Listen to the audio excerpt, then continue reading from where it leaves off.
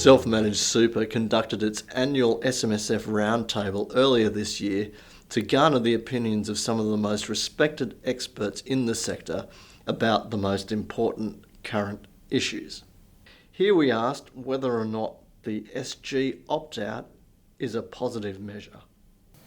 Well, I certainly do have a number of high net worth individuals, medicos, locum medicos, and others who have multiple employers for whom it will be very, very welcome. I see no reason why we shouldn't have the measure, but only in specific circumstances. It's an important part, mandatory superannuation savings of the Australian stability of the Australian economic system and retirement system.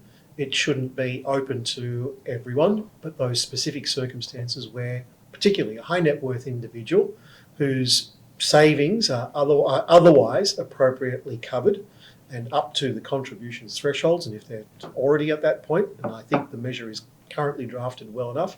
Yvonne, I see you nodding your head. Anything you want to add to Chris's comments? Yeah, no, I think it's just a measure that makes sense. Having without it, we have certainly certain high net worth income clients that are receiving excess notices. To avoid that definitely makes sense. But if possible, but just do see a bit of a teething problem if it does come in, because sometimes clients who may change their employment arrangement during that quarterly period, to actually how to adjust for that.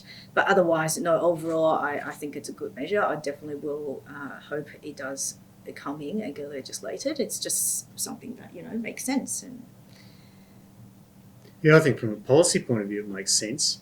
The administration of it needs to get sorted out because you've got to give a notice 60 days before the quarter, and then the ATO's got to get back to you, and then there's got to be an adjustment with the employer, and then you've got to do a deal with the employer to make sure you get paid for the equivalent of it. So that's a tough one.